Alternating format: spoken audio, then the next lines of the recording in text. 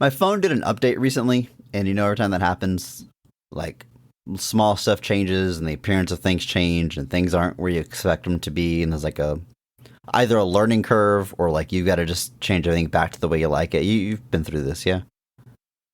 Yeah. Well, one of the things that changed was the battery icon that showed you where your battery level is at. It changed to a number, like the exact percentage being displayed at all times. And that stresses me out. Like, you pull it off the charger, it's 100%. You use it for 2 minutes and it goes to the 99. I hate it. I don't need an exact number to know where I'm at. I like the little picture where it's full, three-quarter full, half. That's all the information I need, just generally where I'm at. Where do you fall on this side, on these options, Andrew? I believe my phone has shown me the exact percentage for some time now. So you just used to it. Yeah. So I'm not going to lie to you, Chris. I don't care. It doesn't bother you when it's at 98, 99%? I'm not thinking about it. It's truly, honestly, I'm just I've seen it. Honestly, truth is sometimes I forget to plug my phone in. So my phone is just thriving on being plugged in on my drive to work, and then my drive to other places, and then my drive home. And so my phone's perpetually in the 40 to 50% range. And so I'm just all right, whatever. If there's a lot of it's a lot of little completely innocuous things like that annoy and get under my skin, and I should probably figure out what the real problem is. But we're just gonna do a podcast instead. Theme song. We're not talking about the best of them. We're just talking about the rest of them. Not the worst parts, but the best parts. And the best parts we have. The best of the rest.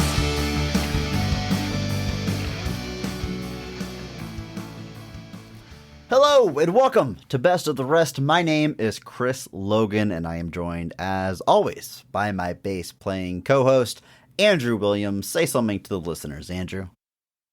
Hello.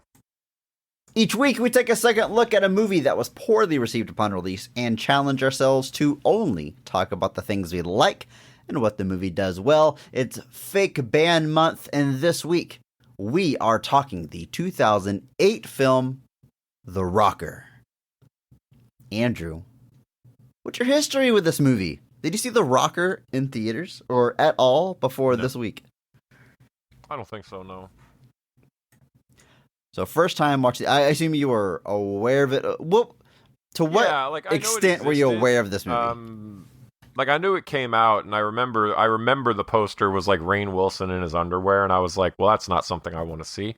And so I just never watched it. I was like, oh, okay, I can think of all the things in the world I'd like to watch right now, and pretty low on the list is Rainn Wilson in his underwear.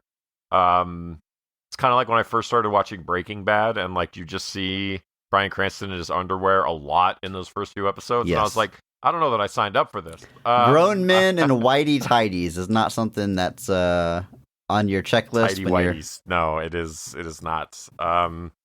Can't say that it is. So no, no. So I never really got around to it. I know it existed. I know it kind of came in that that surge of things The Office kind of hits big in 05, 06. So a lot of people in The Office started showing up in movies around that time. Obviously Steve Carell was kind of hitting it big right as The Office was coming out. I feel like 40-Year-Old Virgin was right around the same time.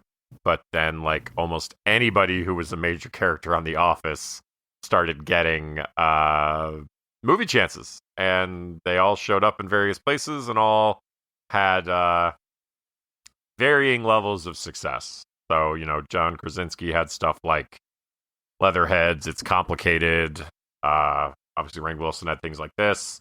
I remember Jenna Fisher showed up in that ice skating Blades of comedy with Glory, Will yeah. Ferrell. Oh man, Jesus.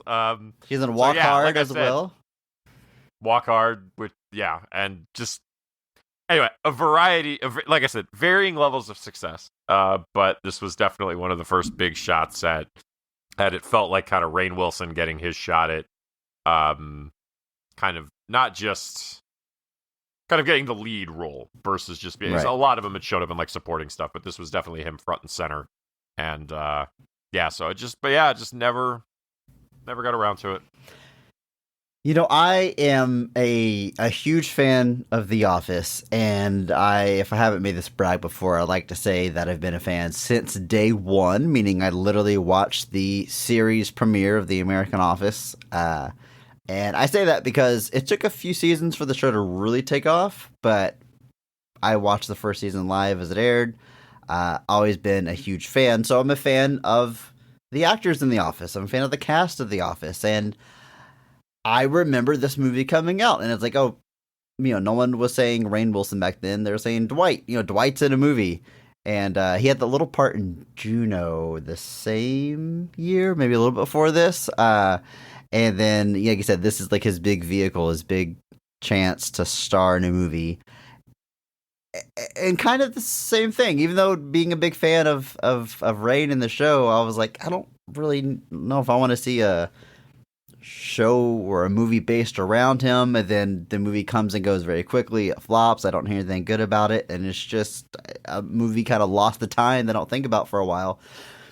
But as I continue to, watch The Office and then keep up with the actors after and listen to podcasts about The Office and Rainn Wilson show up on podcasts and hear him talk in interviews and stuff and hear him reflect on this movie and how hard he took the bombing, but also how much he still stood by it and believed in it, and kind of heard from other people about this movie that it was maybe overlooked.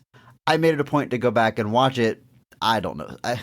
At some point during the pandemic, those 3 blurry years, I just make it a point to go back and watch this, and I'll just say this up front. 2 big things. One, it's a pretty good time. I like the movie. I'm excited to talk about it. The other thing, this movie is absolutely stacked. The cast is insane. Like, every little part in this movie, from supporting role to cameo to starring roles, is a name, is someone you know. And, maybe in 2008 that wasn't the case. A lot of these people were up-and-comers, but looking back on it now, it is wild how many people are in this movie. Yeah, truly. That was the thing I got when watching it. Like the beginning of this movie, the first bandages, and I was like, oh man. I was like, are these guys going to recur throughout the whole movie? No.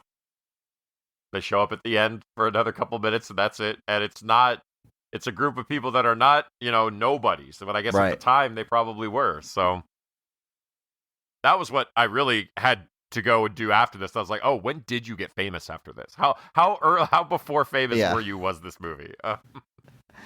This movie is released August 20th of 2008. Like I said, The Office debuts in 2005, so we're a few seasons into that. It's made on a budget of $15 million. Nice and modest, but still, at the box office, it only brings in $8.8 million. Just over half that production budget. Huge flop, huge bomb. Critically, it was not well received. It holds a 40% critic score on Rotten Tomatoes. Audience score, not much higher, 46%. Really? I was expecting a little more from that because I like we've said. I mean, this movie's cast has only grown in popularity over time, and genuinely, I think the movie's a good time. I think it's pretty fun. Like, I don't know, I'm not saying everyone who watches it needs to love it. It's your favorite movie, but it's hard to see what's not clicking, what you don't like so much that you're going to log in Rotten Tomatoes and write a negative review about it. But I don't know. I guess we'll be getting into all that. Yeah, I would have thought the score would be at least in the 60s, because I guess there's this part of my brain that just assumes the people that review movies online tend to only review them if they like them. I don't know why my brain just assumes that, but like, I just feel like user reviews should be straying more positive, especially on something like this. But yeah, that box office though, it opened at number 12, and that's terrible. That's bad. Oddly enough, Emma Stone was in another movie that opened that same weekend that hit number 2. Can I guess? Sure. Was it Easy A? It was not. Oh, okay. All right. What was she in? The House Bunny. I do not know if you saw that one. With Anna Faris. from thank you, from Scary Movie. I couldn't remember her name. Yeah. Yeah. Did not see it though. No. Did not see it. That one made $70 million off a $25 million budget, but she is one of the main people in that one as well. But yeah, can you imagine that, Andrew? A weekend where 2 comedies are released at the same time, as opposed to one every 2 months we get now. I don't know. Sounds like a nice time to be alive, but best not to think about it too much. This movie has 2 credited writers. First up, we have Maya Forbes, who mostly has television credits, and a lot of those coming from the Larry Sanders Show. In fact, I think this might be the only screenplay she is credited with. I didn't find another one. The other screenwriter would be Wallace Wolodarski, who, again, comes from the world of TV, Tracy Ullman Show, and later The Simpsons. Wrote for The Oblongs, if anybody remembers that cartoon. Gets on the Wes Anderson train with the Darjeeling Limited, Grand Budapest Hotel, Fantastic Mr. Fox. Also a credited writer on Sorority Boys. Remember that movie, Andrew? I'm sure it has aged wonderfully. I should go back and watch that one. You should not. To be clear, Wallace Wolodarski directs Sorority Boys. Oh, was he not I was just looking at writing credits. Is he doesn't write and write direct? it. He Okay. just directs that. For some reason, they called this guy that's mainly a writer and had him direct Sorority Boys, which was his second ever film. Maya Forbes and Wallace Wolodarski are also married, which I think leads to a lot of their collaborations. Maya Forbes has also written other things. I don't know what you were looking at. She's written things as recently as Trolls World Tour, which was 2020. She's also got writing credits on one of the Diary of a Wimpy Kid movies, Monsters vs. Aliens, Infinitely Polar Bear, which is a movie she also directed. But she's got a decent amount of credits out there. But Okay. Long-time producer on the Larry Sanders Show, and was also an executive story editor on the Larry Sanders Show, and also wrote 18 episodes of the Larry Sanders Show. Folks, the Larry Sanders Show is actually very, very funny if you haven't watched it. It's quite good. So Maya Forbes, decent little career here.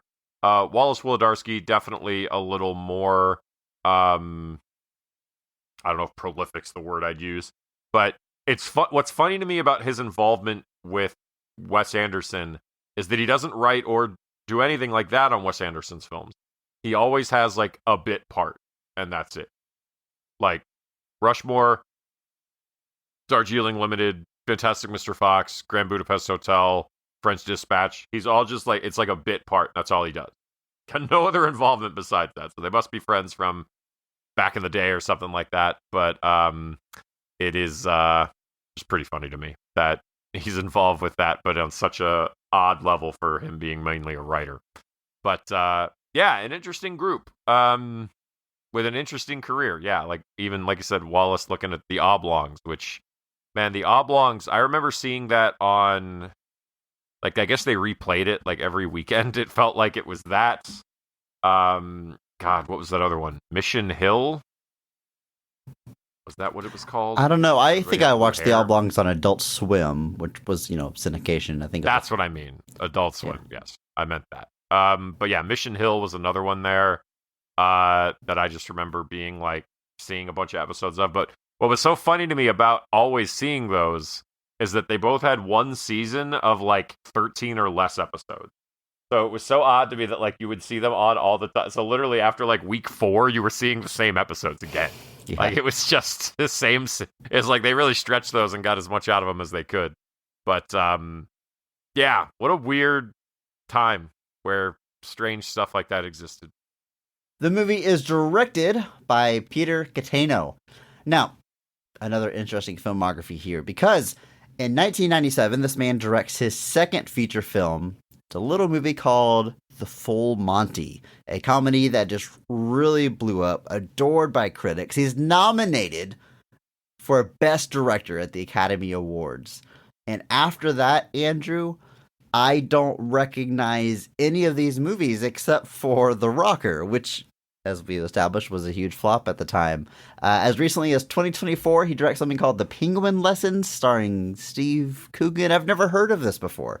Not only have I not heard of these movies, but let's see, there's 1, 2, 3, 4, 5. He's directed 5 movies since 1997, since The Full Monty, since that huge hit that you would think would launch a big Hollywood career and string of movies, but it doesn't seem to be the case. Don't know why. I don't know if his next movie flopped, puts him in jail, or if this is all his own decision, or I don't know. But I find it interesting to have such a monster in your filmography and very little else, quality aside. It's just strange that we don't see more credits there. Yeah, I was a little surprised by that. He has done some television. Recently did The Magpie Murders in 2022, which was an adaptation of the Anthony Horowitz novel of the same name, which is somewhere on the shelf behind me. But it's an oddly sparse career. Like I said, some of this television stuff, like he directed 19 episodes of Rev, which was a British sitcom. So it's very possible that like he had no real desire to kind of move to, I guess, the American side of things. Wanted to remain in Britain, which might have been part of why, but I don't know. A lot of even American blockbusters now are partly shot in England, but couldn't tell you. But needless to say, a relatively, like you said, that this directs The Full Monty in 97 and has only directed 5 movies since then, which just seems odd. All right, Andrew, I think it's time that we just jump into this movie. Talk about all the positives, everything that we like in The Rocker. Andrew, are you ready? Yes.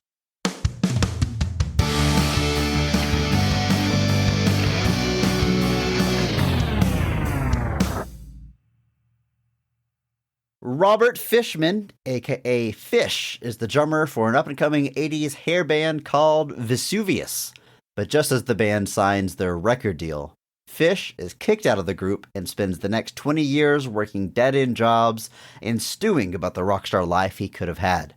But when his nephew asks Fish to fill in for his band, made up entirely of high school students, Fish finds a new lease on life and passion for playing.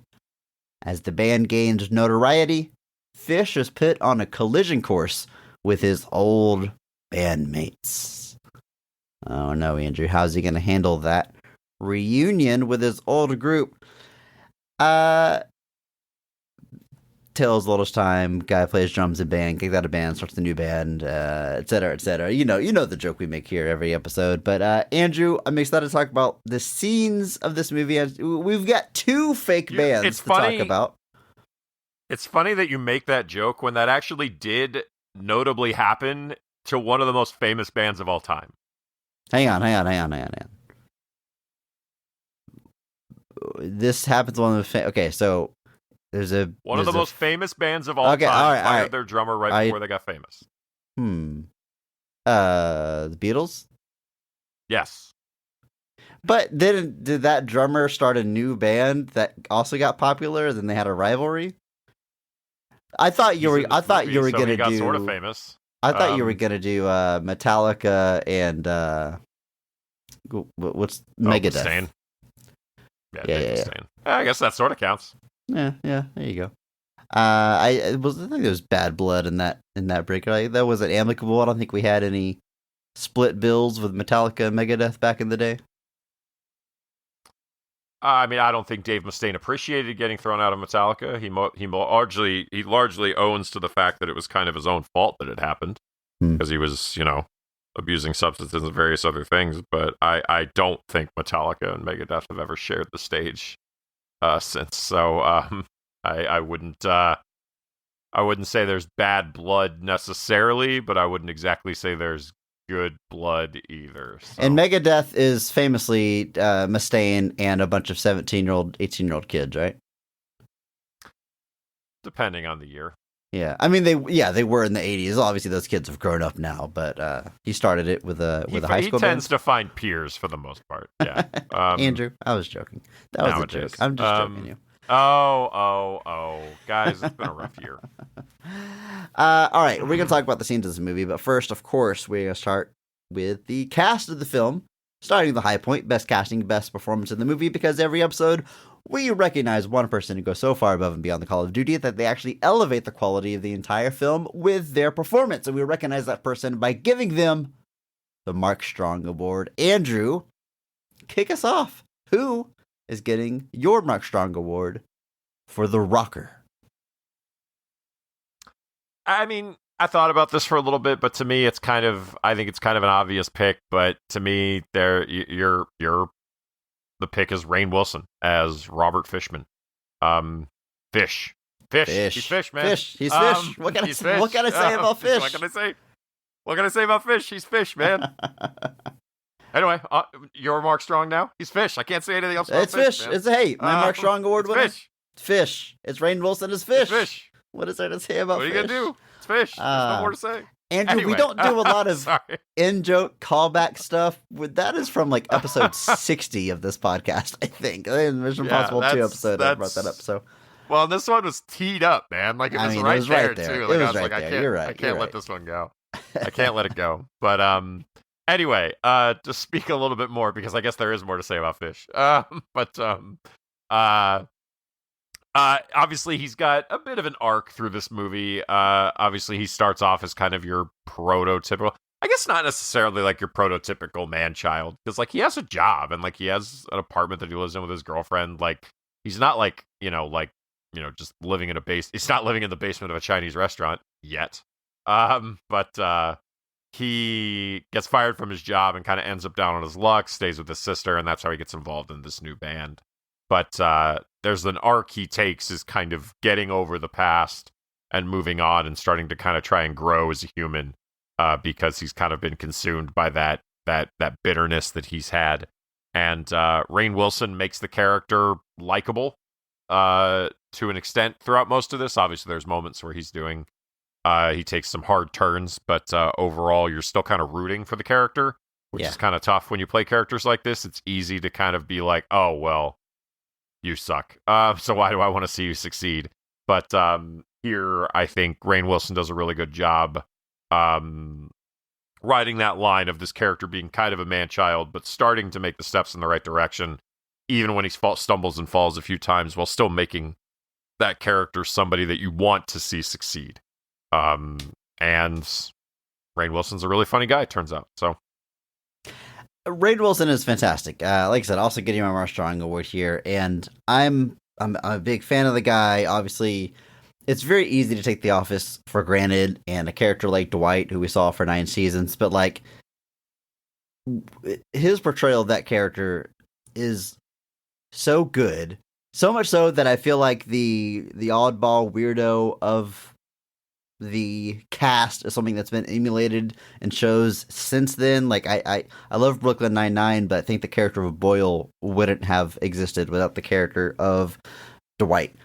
And he has so much of his, like Rainn Wilson himself, I say this lovingly, is a weird guy, interesting guy, but very strange. So there's a lot of himself in Dwight. It's not one for one, but he's just a different kind of guy, and he brings that energy to this movie here. And I watched this movie with a friend of the show, my wife. She had never seen it before.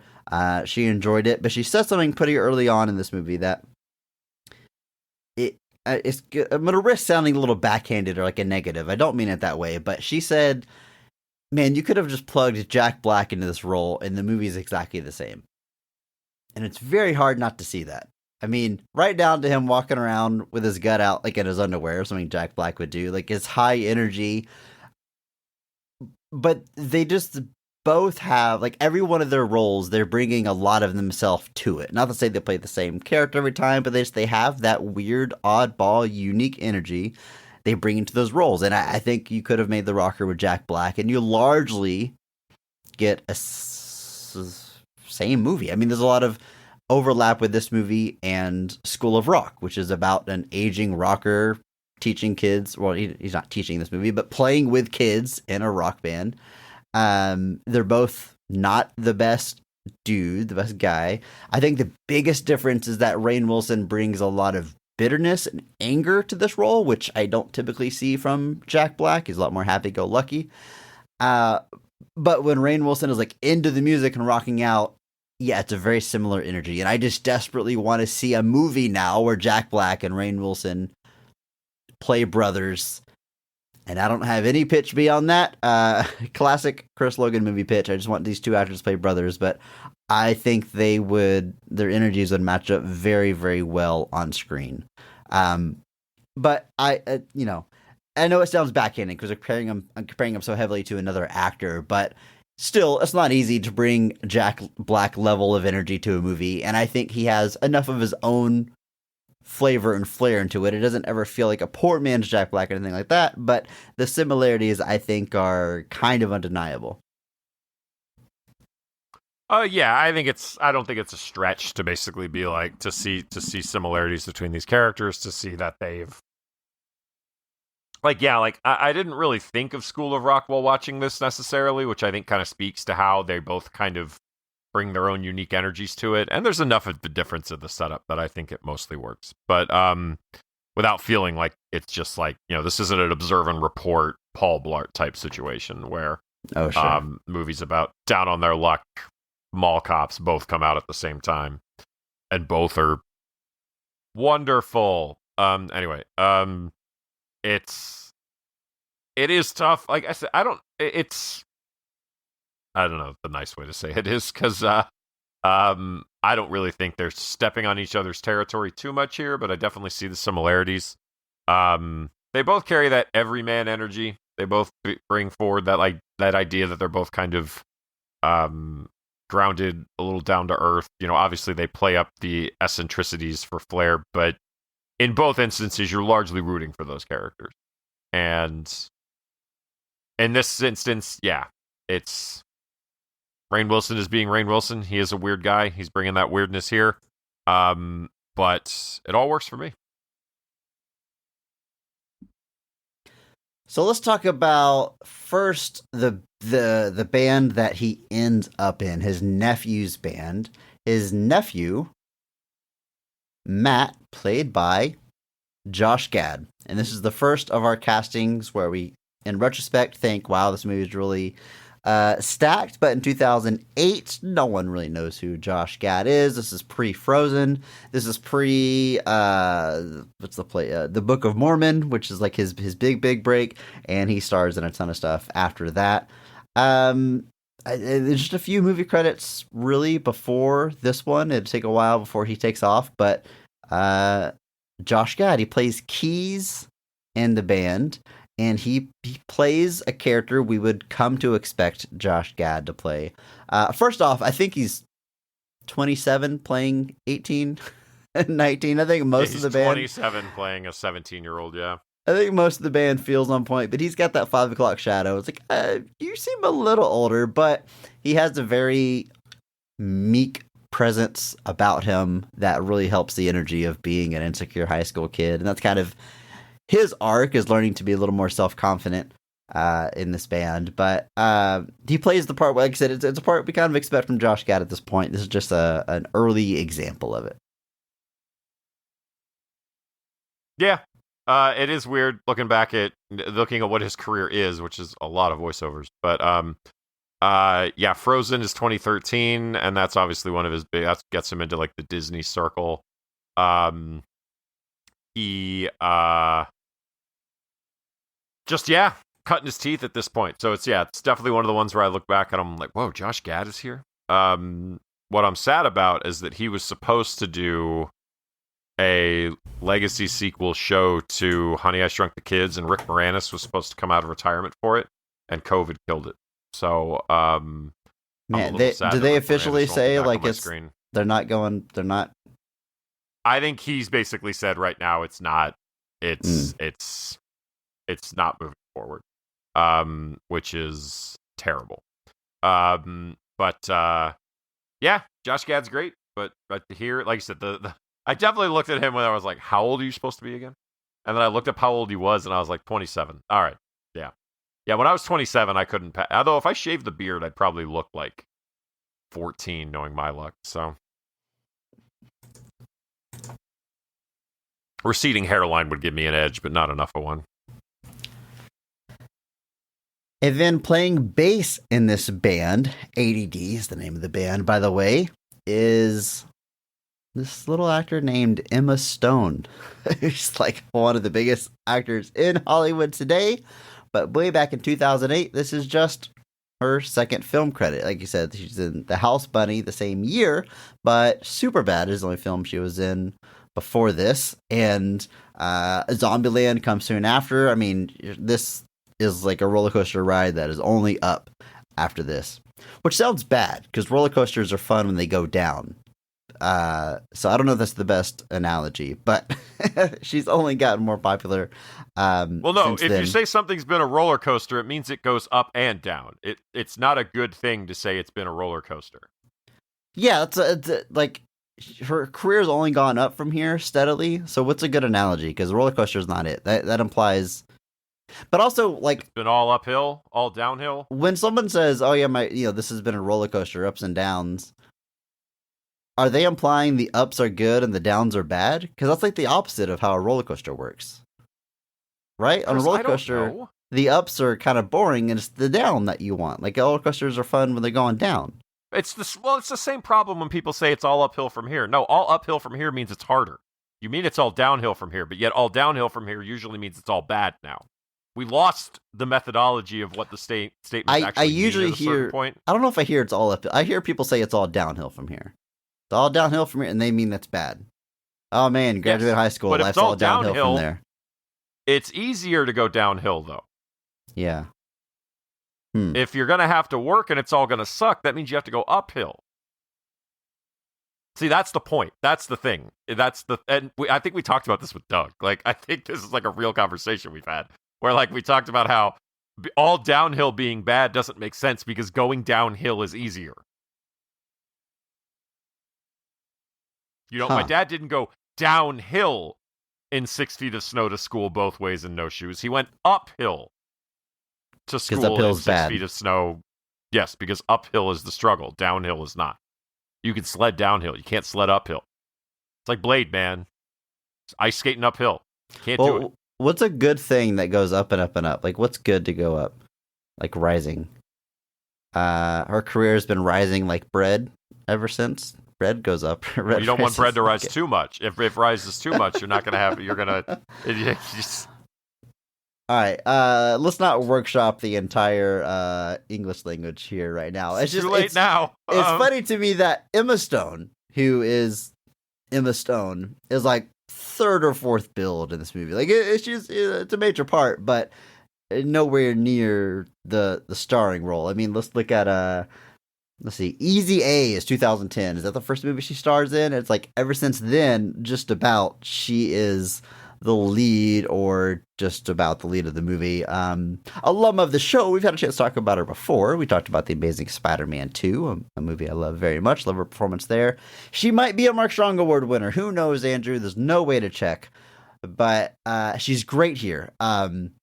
It feels underutilized looking back, but obviously this is super, super early in her career, but she just has a presence where I think maybe, the 15 people that saw this in theaters back then maybe thought, hey, that bassist is really popping. I think she's got an uphill career after this. Also a little more age appropriate here. I think she was 20 when this came out, which is a little bit more on brand. The irony is that in The House Bunny, she plays someone in college. So somebody like the same year she's playing somebody intended to be older, but graduating. It's like their senior year. I assume they're playing prom. I assume it's their prom, their senior year. I don't know if they really ever said explicitly. We'll have to reach out to what's his face, Wolodarski and Forbes and see if they want to chime in on this. Okay, I'll shoot off an email. But yeah, shoot off an email to them, find out, how old are these characters. But no, she's great here. Like you said, it's seems underutilized. She's not super trustful of Fish to start with. She kind of thinks that he's kind of pathetic and sad, but he's, helpful in the meantime. And of course, over the course of the movie, their relationship softens and she eventually sees his value. So much so that after he leaves the band, she's one of the ones that kind of says, no, he was an integral part of this and it's not the same without him. So, good stuff. And then the lead singer of the band is the character of Curtis, played by Teddy Geiger. And this is about the only person really up and down this cast. I look back and I don't immediately know who they are. And that's mainly because they cast appropriately a musician, a singer in this role, as they are actually going to be the singer on all the songs. And you want to make sure you cast it right. It's kind of like, we talked about Rockstar, how like the person in the band that had to like act the Mark Wahlberg was an actor and everything else was an actual musician. They kind of do the reverse here. They just make sure that the lead singer is an actual singer. And considering they have some other acting credits, but first and foremost, they are a musician and continue to be a musician. It doesn't feel that way. It doesn't feel like, oh, this is the one person who doesn't have as much acting experience. They do a great job holding their own on screen as the angsty teen who's got abandonment issues that they hit really hard throughout, and eventually develops a romance with Emma Stone. And it's just, one of my notes is like, Emma Stone had to straighten her hair before you realize, wait a minute, this girl's pretty. Like that's probably the most unbelievable thing in this movie. But Teddy still has a thriving career in music. They have, since this film, come out openly as transgender. They do identify as a woman these days, kept the name Teddy, and continue, like I said, to find success in their music, releasing solo albums, working as a producer and a songwriter for lots of high-profile acts. So just like I said, a thriving music career. Yeah, the songs for the movie all feature them on vocals. They contributed that to the soundtrack. The music itself, mostly written by the composer for the film, Chad Fisher. It's the age-old thing, man. Like a girl with glasses, you take the glasses off, suddenly she's the most attractive woman in the school. Freddie Prinze Jr. made a whole career playing the guy discovering this. That's, but it's obviously the relationship between Teddy and Fish is another big kind of key part of the movie. Fish contributes to some of the songs early on, makes some changes, but then Teddy starts to see what he feels is a bigger picture, being a little misled by their would-be manager that we'll talk about shortly, I'm sure. But overall, it's a fun performance. And like you said, Teddy's still out there doing their thing. So, all right, let's take a look at some of the supporting players here. We have Christina Applegate playing the character of Kim Powell. This is Curtis's mom, and Christina Applegate is fantastic. I love her in everything I see her in. She is, again, eventually sort of a romantic partner for Fish, but they don't hit that drum too hard, which I kind of appreciate, although it's implied, and they do kind of soften and grow to like each other. But I think she's playing a lot more layers to the role beyond that. Protective mother of a cool, reasonable mom. She sort of takes charge of all the parents when they're deciding, like, if they should let these kids go out on tour, pursue this career. She's got a bit of a past herself with music. Previously a bit of a rocker herself, and I like the character. She plays rock band at one point in the movie. Seems like a cool mom. Yeah, it's the idea, man. Like you said, there's a lot going on here with the character. Obviously, the implication is she got pregnant with Curtis at a very young age, which kind of forced her out of the band that she was in, and kind of forced her to step up and be an adult sooner than she may have liked. So there's a little bit of maybe not necessarily active, but some resentment. Not resentment, but just, wistful looking back on what could have been. But like you said, she takes charge when things go a little haywire on the tour. She opts to stay so the tour can continue, and obviously ends up developing a bit of a romance with Fish, because it's Fish, man. What are you gonna do? Have we talked about Christina Applegate before? We almost did on Airheads, but it turns out that was not Christina Applegate. Yes, because you can't see or read. Christina Applegate is great. Obviously, she was in a bit of a resurgence, I guess, at this point after things like Anchorman, where she had a big, prominent part. Would eventually go on to do a good amount of comedies in that era. But I will always remember her from Don't Tell Mom the Babysitter's Dead, a personal favorite of mine that I'm sure we've mentioned before. But she's the lead. I think we talked about the director like last week. Probably. What's the director of that? Stephen Herrick. Yeah, Stephen Herrick, who directed Rockstar. Man, time's a flat circle, man. But anyway, she's fantastic here. She's obviously playing a smaller part just due to the nature of the story, but she brings a lot of layers to that role, and just the movie is better with her in it. Could she have been played by Jack Black? No, I think it changes the fabric of the movie. Yeah, it changes the movie a lot. Yeah. Like, why is Jack Black the mom? What kind of meta joke is this? Just plays it exactly the same, just totally straight, but it just happens to be Jack Black.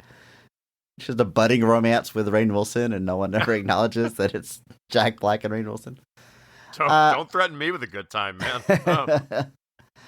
All right. Now, once ADD starts sort of gaining popularity, and they have this video that goes viral we'll talk about, a A&R guy for a record company approaches him. And that is Jason Sudeikis as Dane Cook as David Marshall. Cannot unsee Jason Sudeikis just doing his best Dane Cook. He's got the haircut. He's got this douchey goatee. Like when he does like that, boop, boop. You know what that is? Boop. It's the sound of the money truck backing up to your front door. It's like, I don't know if, I would not be shocked if Jason Sudeikis for his prep work like based all of this character on Dane Cook. And it's for roles like this, for a long time I could not embrace Jason Sudeikis. In retrospect, I can see how good it is for him to be so irritating and off-putting. He's not afraid to not be likable, if that's what serves the sketch or the TV show or the movie that he's in. Here, the year 2025, we know that this guy has a pretty good range, is very funny. I guess we've always known that, but we've talked a lot about Ted Lasso in the show already. We're both big fans, as is the rest of the world. But Jason Sudeikis, very irritating, super douchebag in this movie, but God bless him, he's very good at it. It's kind of nuts how good he is at it. Like it's almost to the point that I'm like, man, I almost don't like you. Like you said, I don't like you because you do this so well. And I think we've talked about Jason Sudeikis, haven't we? Or did we just talk about him because we've talked about Ted Lasso? We have obviously mentioned Colossal, right? Like, yes, we have clearly talked about Jason Sudeikis in Colossal. It makes you not like him as a person because he's so good. Like, he's like in Colossal, he is so awful that I was it was genuinely, I think, the thing that when Ted Lasso came out, I was like, no way. I was like, Colossal had that kind of an imprint on me, which, don't get me wrong, that's, as Master Thespian would say, acting. Like, he's that good in that movie at being awful that it genuinely made me not want to watch this thing he was in, where he was supposedly like the most uplifting man to ever exist. So, obviously the dude has range, but there was a period of time where, like you said, they were basically like, look, Dane Cook flamed out and we can't get him. Can you just be Dane Cook? And he was like, I got you, fam. But, but yeah, he is. I don't think we've covered a movie that he's in but I know we've talked about it multiple times at this point. We just find ways to do it. And I always like to shout out. Go ahead. Sorry. I always like to shout out Masterminds, which he was in 2016, which is a comedy that flew under the radar. I think it's fantastic. Zach Galifianakis, Kate McKinnon, Jason Sudeikis, and Owen Wilson, plenty of others. It's very, very good. Wow. Very, very funny. Again, he's very unlikable in that movie, but he's so good at it. Well, if we ever do mobile phone games adapted into films month, we can do the Angry Birds movie. So I don't know how many other films we would have on that entry list, but it's there if we need it. He's great in this movie, doing the exact part that he needs to play. Obviously, things like Ted Lasso just show that there's obviously a range with this character.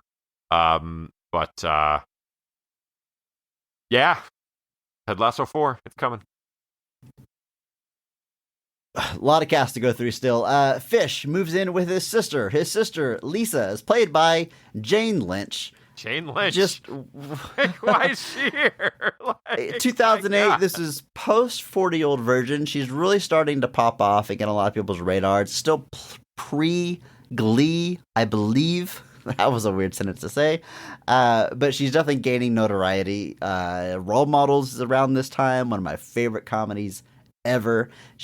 I love her in everything she's in. Recently, she was, she's done a couple seasons of Only Murders in the Building, where she's Steve Martin's stunt double. Thank you. Yeah, Steve Martin's stunt double, and she's so good at it. What a pro! Absolutely hilarious. Crazy she has such a small role here, but she's delightful every time that she's on screen. I'm trying to see. Glee was 2009 to 2015, so Glee is right after this. Okay. So Glee is, she does The Rocker. She's in Role Models the same year as this, which you and I both sung the praises of Role Models quite heavily. I still will often I still remember that, like, I'll just be I'll be driving home in my car, and I'll just be like, you know what I had for dinner? Was it cocaine? Like, I just like that Yes. whole conversation they had. But I was a prisoner. great. Sick thoughts. I had sick thoughts. That movie's quoted all the time around this house. Jane Lynch specifically, there's this part where she's like holding a kolache and she pushes the hot dog out. She's like, Yeah. look at that. What's that look like? Yeah. We say that all the time. Whatever.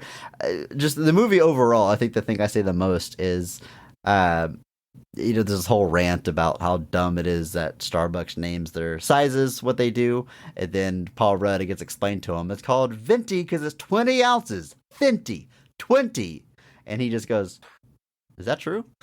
Is that true? I say that all the time. Is that true? Is that true? You send me that GIF all the time. Like, you literally like send me that. I do. Answer. Is that true? Is that true? I do. I love Role Models a lot. That's another one that like is a little more stacked than you may realize, but most of it's just at the time. Like, But Jane Lynch is great. She's great in that. Obviously, she's been in some of the Christopher Guest stuff, Best in Show, A Mighty Wind. She's not in Waiting for Guffman. She's in some of the other ones, though, I think. Anyway, she's fantastic. She was in For Your Consideration. But she's great. She's in Walk Hard, everywhere. There was a period of time where like Jane Lynch was in like 8 supporting roles a year. And she still kind of is. But she's fantastic. She's funny in pretty much everything she's in. Here, she really doesn't have a whole lot to do. She basically just plays angry Jane Lynch for most of the movie, which is still pretty funny, but just not a lot to sink into here. But yeah, it's Jane Lynch. What can you say? It's Lynch. Jeff Garlin plays Stan, her husband, and Josh Gad's dad. And I love this character. He's so happy. He's so supportive of Fish. He clearly envies like the rock star life and maybe laments that he himself has been stuck as a working stiff his whole life, but he's not bitter about it. He just really likes the idea of being a rock star, and it comes across as being super happy, super supportive. Rainn Wilson shows him like how to do devil horns at one point, and he's like, he feels touched that they have that connection. He's great. He's someone that I recognize for sure, but but I can't quite put my finger on like where I really know him from. He's the star of The Goldbergs, which I hear is a great show. I've never actually watched it though, so I don't think that's where I'm getting the recognition from. But he's got a ton of credits, plenty of TV show guest spots, movies. He's a voice in the later Toy Story movies. Don't look up why he's not on The Goldbergs anymore. Oh no! Do I need to cut all my praise of Jeff Garlin now? Is there something that I don't know? I would read it for yourself and decide. Will Arnett's in the movie, Andrew, alum of the show. We do not need to spend that much time talking about these guys. Okay, how about this? How about we do the whole band? The Vesuvius is made up of Will Arnett, the lead singer. Fred Armisen plays bass. You have Bradley Cooper on guitar, and of course, Fish was the drummer. Then he gets replaced by Lonnie Ross. Just murder's row of hilarious supporting comedic actors. Fred Armisen, I'm such a huge fan of. He's such a weirdo. I love his weird style of comedy, but he's also himself a musician. I think he's a drummer, but regardless, he clearly understands this world so well. There's this part early on during the show where like he's playing bass, but during the show, he's like away from the microphone, just like mouthing nonsense as you might see someone on stage do, and he just is so spot on. It's such a specific observation. Will Arnett, alum of the show, we talked about him back on at least Hot Rod, probably some of the times. He showed up in, was it Jonah Hex that he shows up in randomly? We've talked about him a few times. Oh yeah. Lonnie Ross is he's the new drummer. He's one of those faces you'll probably recognize even if you don't place him right away. Bradley Cooper, alum of the show. We talked about him before. It's weird because I think of Bradley Cooper as just like a leading man now, where he really came up through comedy, and I just kind of forget that sometimes. But what a stacked band to appear, like in a couple scenes in the beginning and one scene at the end, basically. But I love it. I love that they're all here. Yeah, it's wild. Like, that's the band you see him with first, and I was like, oh man, like these guys. Like I said, like this group, I'm like, oh, these guys are gonna recur throughout this movie. There's no way they'd be in this scene. But then you realize that like Will Arnett probably had a decent level of fame at this point, but maybe not that much. Like obviously he was on things like Arrested Development and had some small film roles, but I guess maybe he wasn't like famous yet. And then obviously Fred Armisen and Bradley Cooper. Like Bradley Cooper is still like I'm trying to think, like The Hangover is probably the thing that like busts him out into being like a potential like star, and that I think is, and that's 2009, so that's the year after this. But before that, like even like mostly I think what he's known for now is Wedding Crashers. He plays like the villain of the movie basically, which he is very good at. And like Fred Armisen was on SNL for I mean, I guess he's probably still on SNL at this point. And like Saturday Night Live, yeah, he joins in 2002, so he's been on there for a long time. But like looking at his filmography, like before this, like you're not looking at a lot of stuff, but a lot of small parts. Like I actually remember he has a bit part in the original Anchorman, as the waiter at the restaurant that tries to make him eat cat poop. But definitely not super famous at the time, but in hindsight, I was just like, whoa, those aren't the stars of this movie? How? That's probably everyone we need to do a deep dive on, but just to really drive the point home about how stacked this movie is, how you know every single person. John Glazer plays the manager for Vesuvius. I know him probably most as Jam from Parks and Rec. Dimitri Martin, just one of my favorite stand-ups, plays a music video director. Aziz Ansari works at the telemarketing company that Fish does at the beginning of this movie. I mean, murders, absolutely stacked cast, down to every little, like, speaking part. It's a face you know or someone you recognize. Crazy. It is. And I do want to shout out that at the beginning of the movie, when Rainn Wilson is fired from his job, he sits on a bus stop bench, and the guy sitting next to him is Pete Best, the drummer from the Beatles who was fired right before the band got famous. So they that's added fun. in That's just a very He's cool thing. reading the Rolling Stone that has Vesuvius on the cover with their new drummer. So Yeah. that's a level at the joke that went over my head, Andrew. I'm glad you pointed that out. That is, well, because people don't. Most people don't know who Pete Best is. They're too busy thinking they're edgy for saying Ringo wasn't a good drummer, which you're wrong about, by the way. You're very wrong about. But yeah, it's just a fun thing that I like. I was like watching the credits and I saw it said Pete Best and I was like, that Pete Best? I was like, what?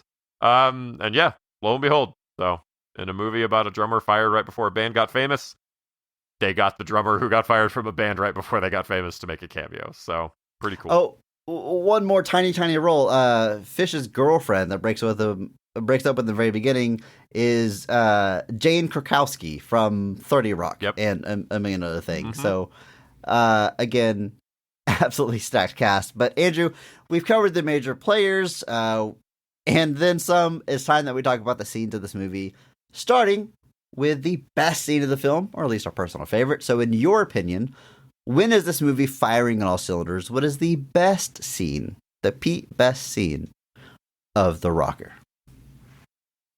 I think the scene I like the most is when Fish is out trying to get them a gig. There's a scene where he runs into Curtis at like a coffee shop or whatever it is, and he's working on his songs, and they kind of have this banter that's kind of contentious at first, but then there's this a little bit rapport that starts to form. He starts sharing some of his lyrics with him.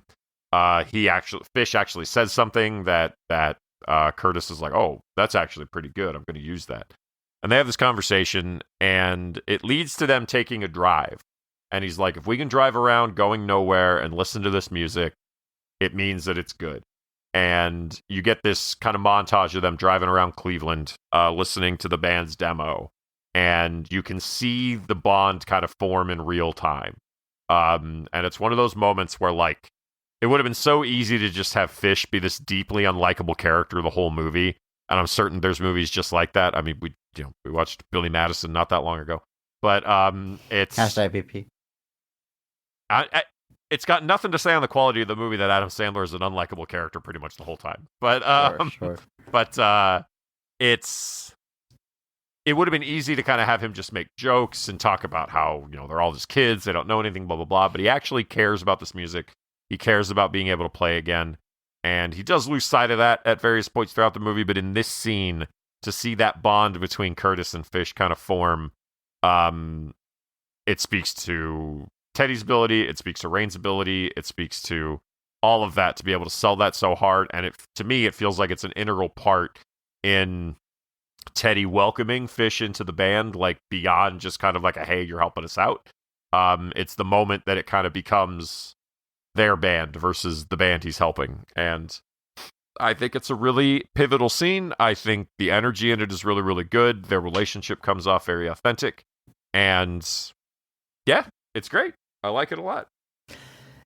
Good pick, Andrew. And it's, this funny. This is one of those comedies that first and foremost is just trying to be comedy, trying to make you laugh. It's not digging for too much emotionally, but there is a heart to this movie, which is based around Teddy and Teddy's character and their growth to not be so bitter. There's a whole song about it.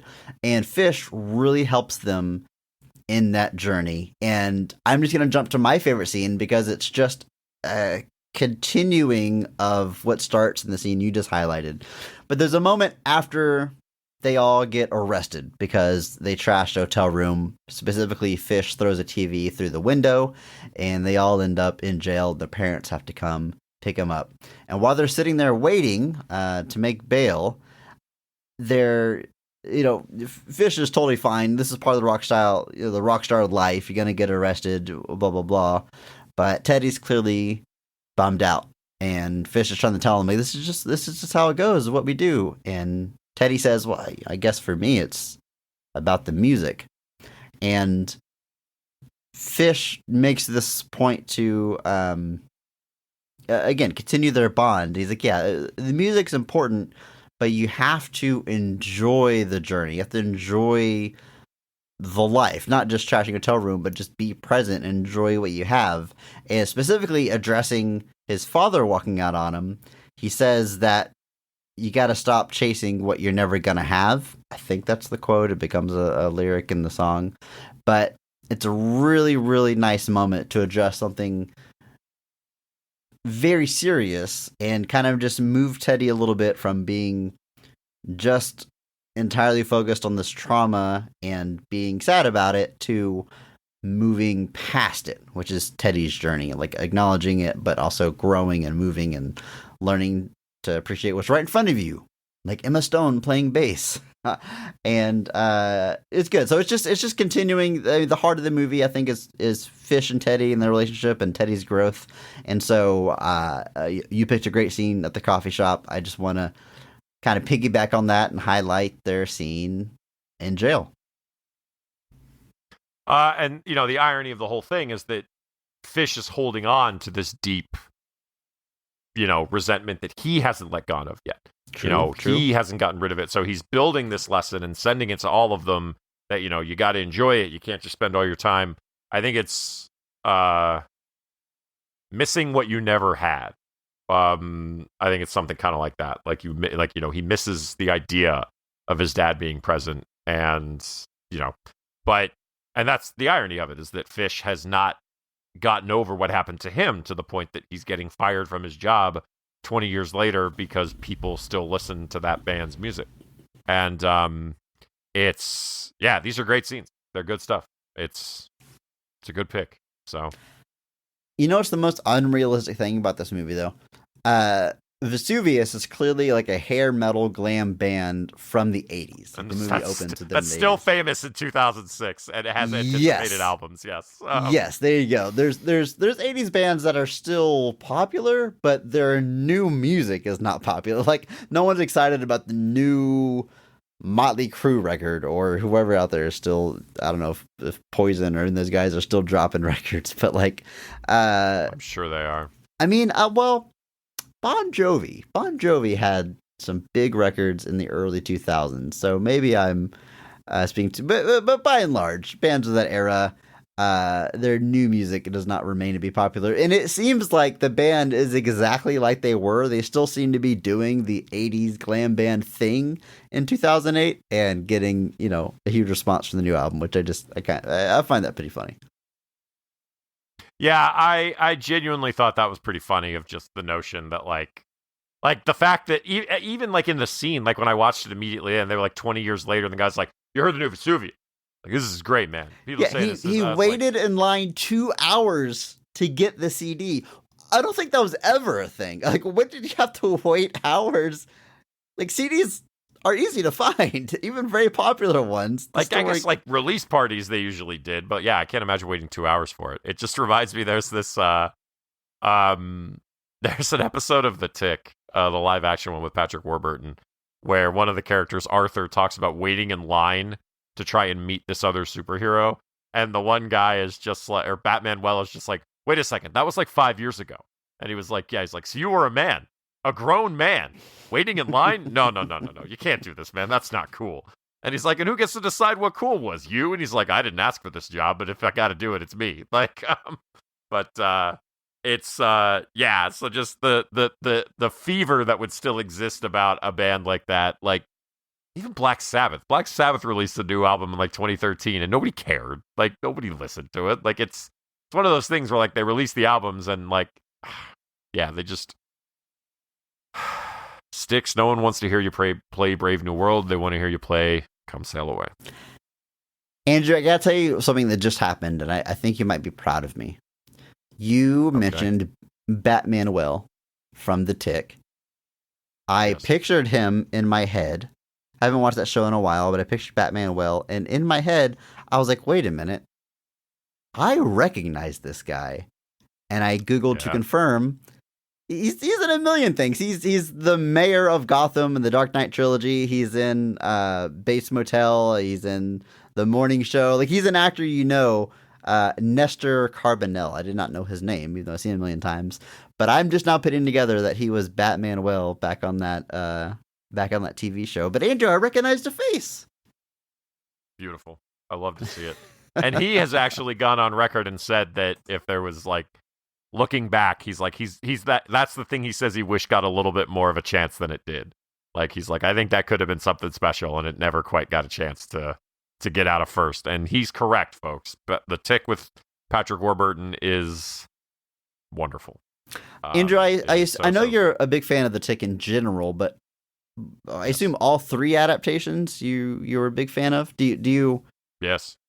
How would you rank them? Animated, live action, 90s, and then Amazon live action.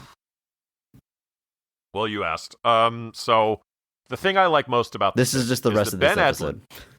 Yeah, it's going to be me talking about the Tick. But so Ben Edlund did 12 issues of the Tick and has basically done no comics since.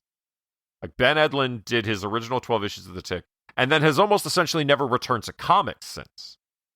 He has written for a great number of many other shows, but he created the Tick and he loves the Tick. But his mindset is kind of like, I don't have the creative juices to really go back to do Tick comics because Tick comics don't sell.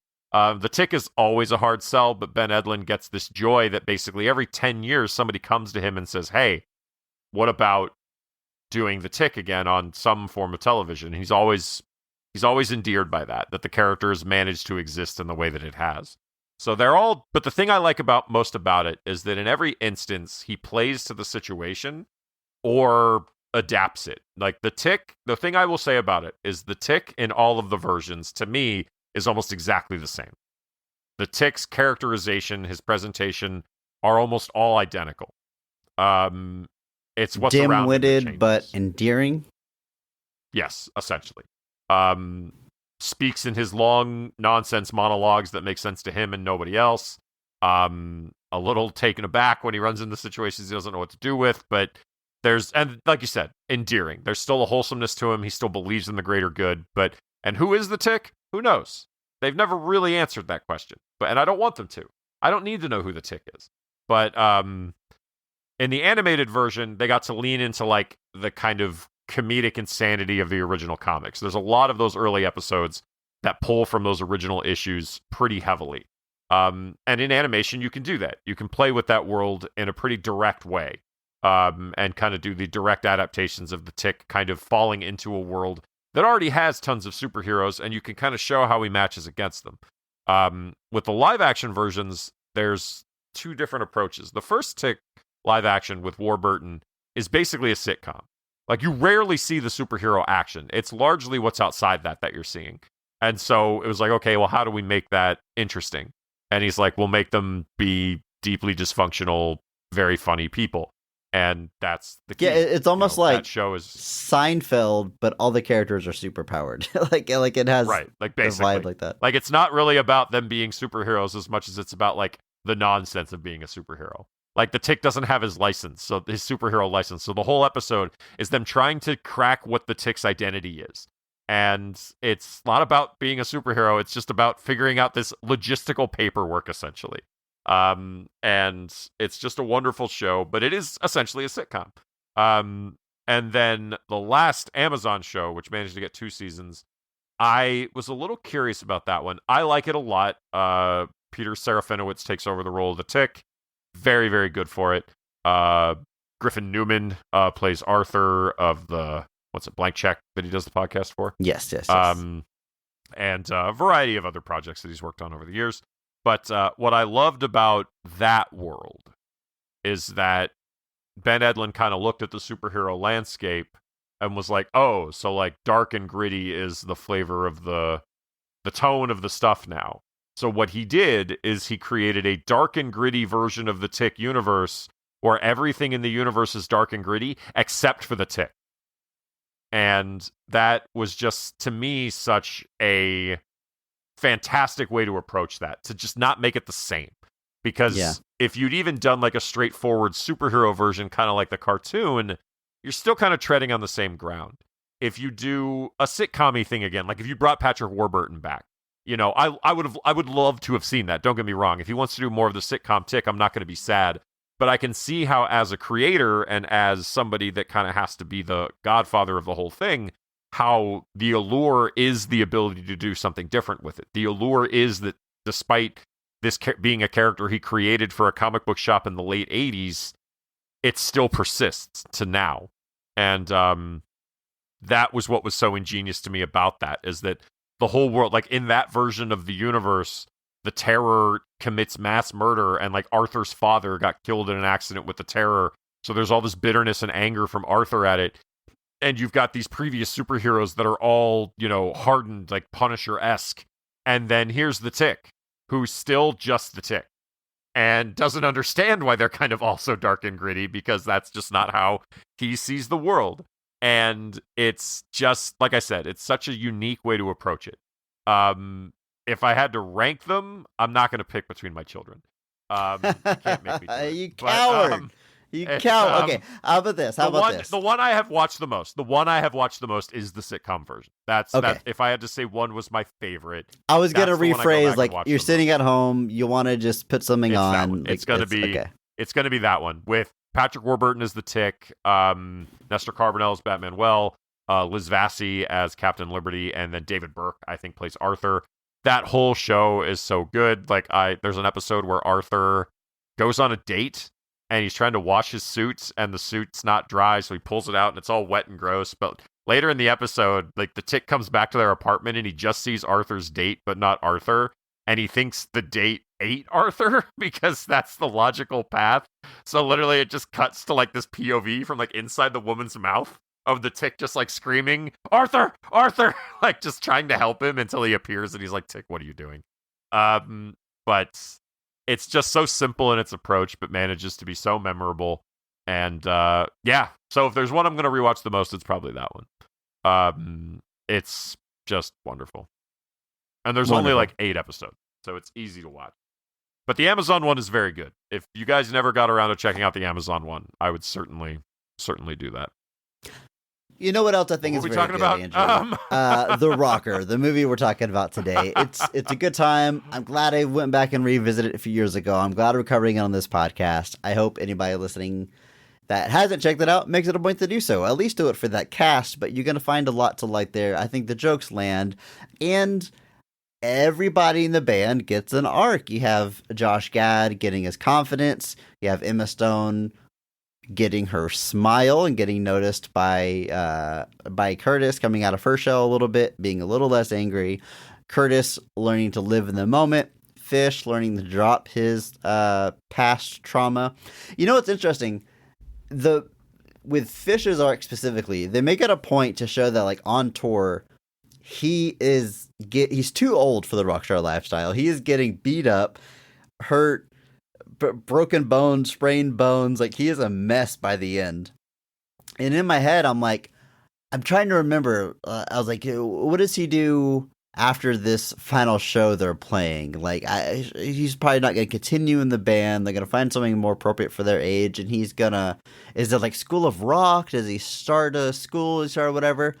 But at the end of the show, they freeze frame and roll credits. We don't know what Fish does after this, which I like. I appreciate it. Like, they told the story they needed to do. There's no reason to tack on an epilogue. You don't need a big dramatic kiss between him and Christina Applegate. Like, it's not really about that.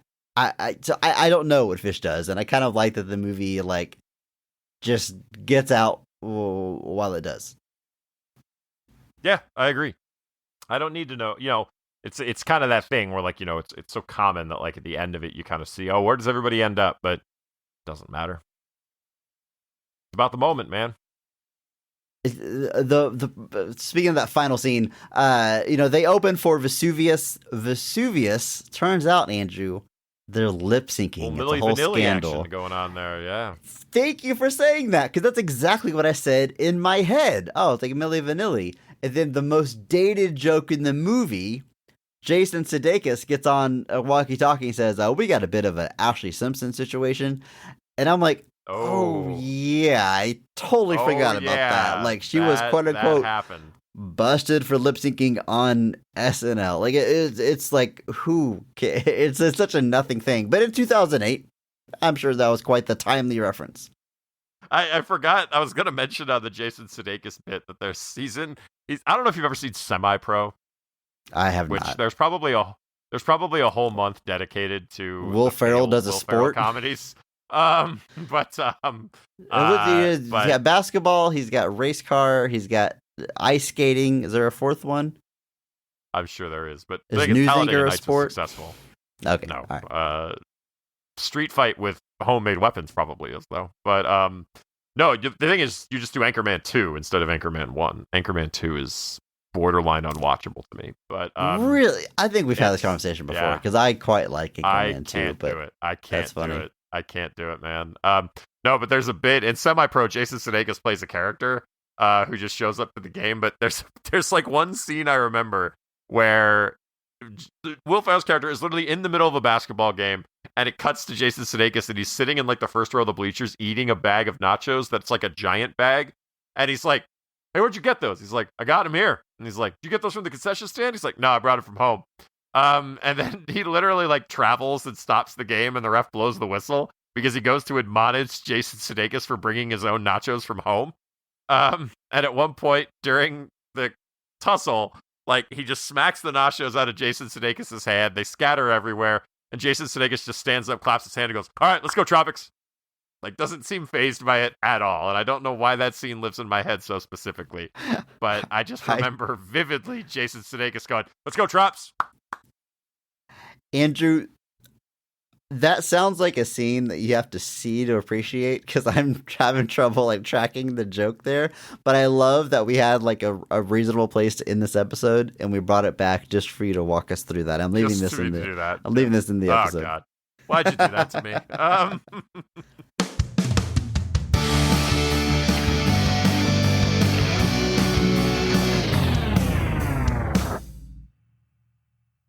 Well, Andrew, we've been tracking these fake bands as we go through the month, and we want to rank them. I think we'll save it for next week, our final week of the month. But I guess we have two fake bands to add to the list because you have ADD, who we hear the most from, but 4 or 5 songs from them, and Vesuvius, who has a couple of songs. We got to recognize both of them, right? Like we can't just lump them together because they're so different. Yeah, we couldn't possibly. Yeah, for the integrity of everything, we really Yes. do. Yeah, we got to Yes. keep it like you got to acknowledge everything. It's like We'll save Yeah, the ranking, like I still- said, but like ADD gives me like I'm just making sure because like in Rockstar, it's Steel Dragon is the only fake band.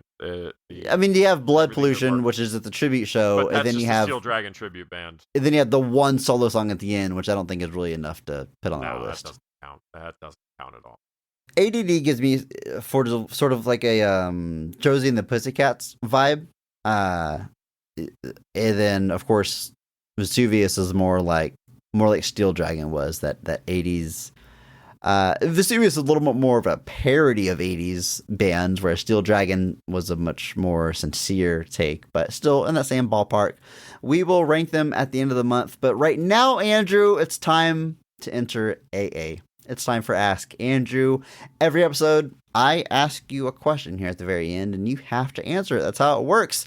Question could be about anything.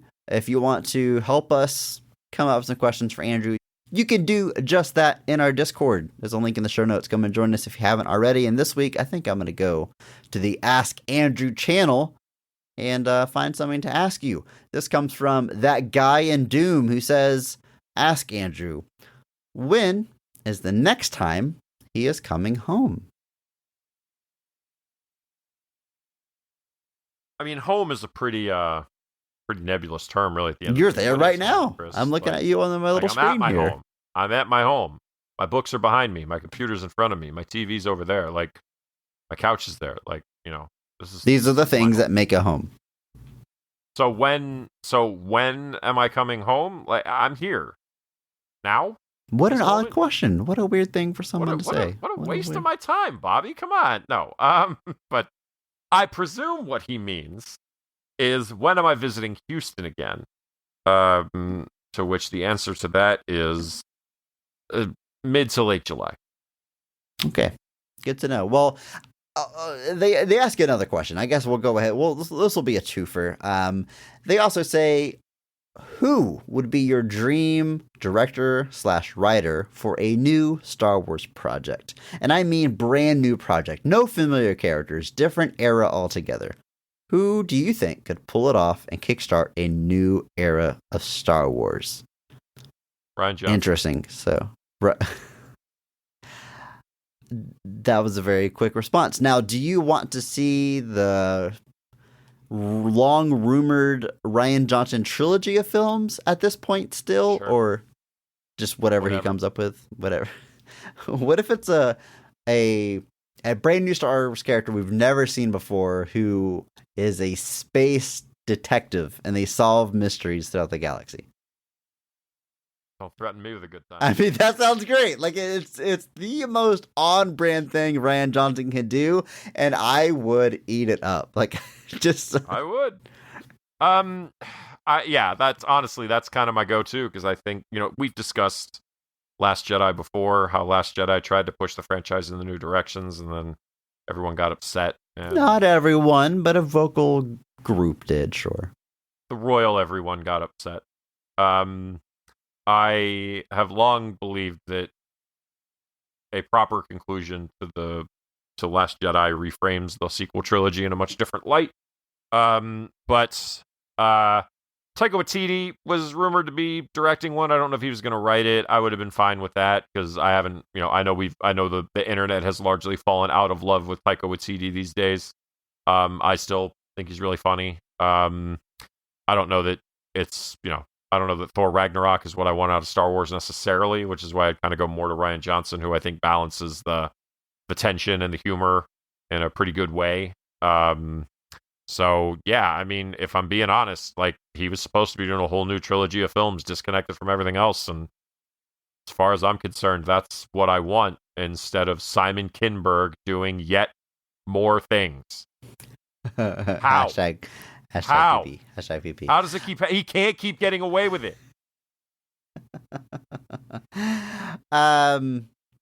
Yeah. So I like the idea of this question in general. I like the idea of an auteur creator making something in this universe that is not tied to the main story. The main story's great. It's fine. Like, I'll watch episodes 10, 11, 12, and whatever else they spit out. But, like, going back to, like, that first season of The Mandalorian, it was so refreshing to be like, this is a fertile world for new stories.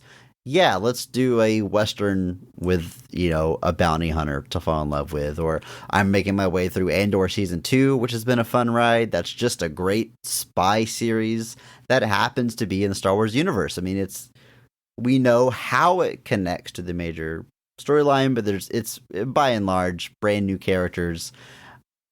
There's no lightsabers, there's no Jedis. Like, it's just in this world, which I think is very cool. So I mean, look, that guy in Doom, he wasn't asking me. This isn't Ask Chris. This is Ask Andrew.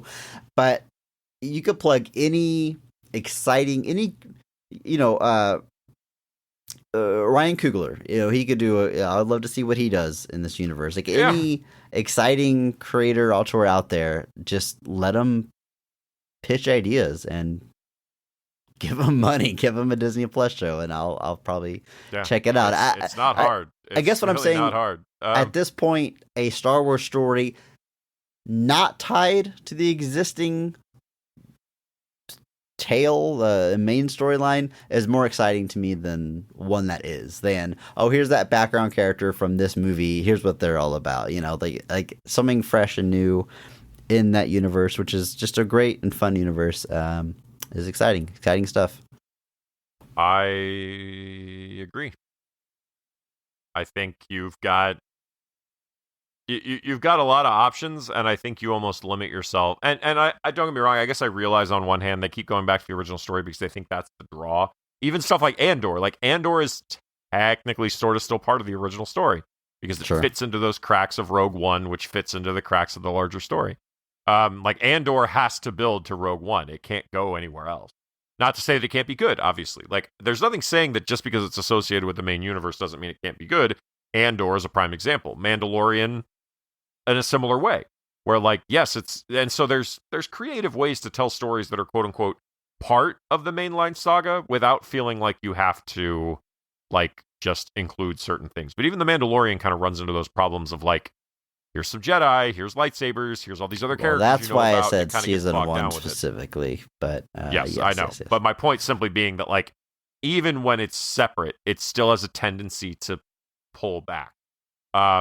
Whereas I think going, obviously there's the whole High Republic era, or the whole, Knights of the Old Republic era that you could go back to and tell a completely unrelated story. The only caveat being that at some point, thousands of years in the future, you're going to end up with the original saga. But when you put that amount of time in between, you can tell any story you want, and you can pull obscure characters from the lore and use them in certain ways if you want, if you need to do that. Characters like, Darth Bane or whoever. But who the only thing I know about Darth Bane is that his name is Darth Bane, and that's kind of enough to make him cool.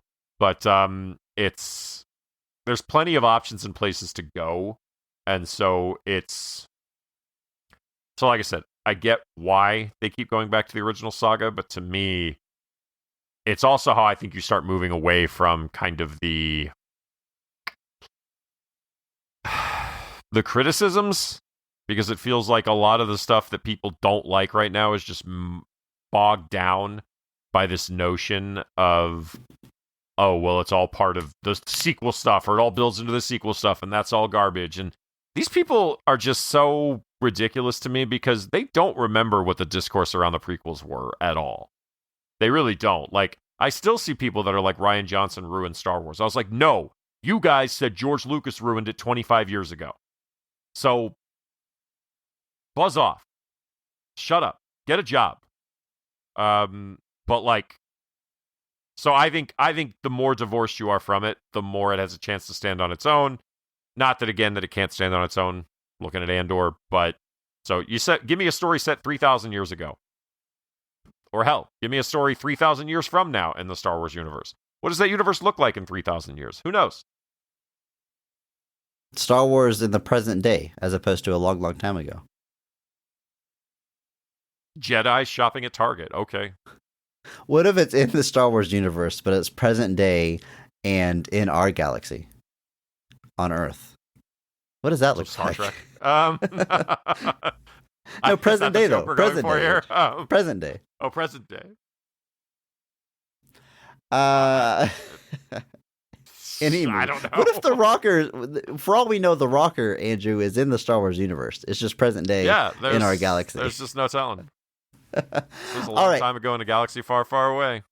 One more week left in Fake Fan Month. Next week, we are talking pop star. Never stopping to wrap this thing up. And until then, just remember that maybe not every movie is great. But all movies have greatness.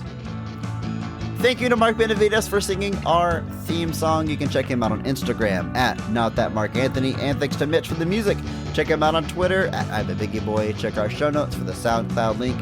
Check out our store on TeePublic for some Best of the Rest merch. And if you enjoyed this episode, please share it with a friend. That's the only way that we grow. Follow us on social media at BOTRcast. Thank you.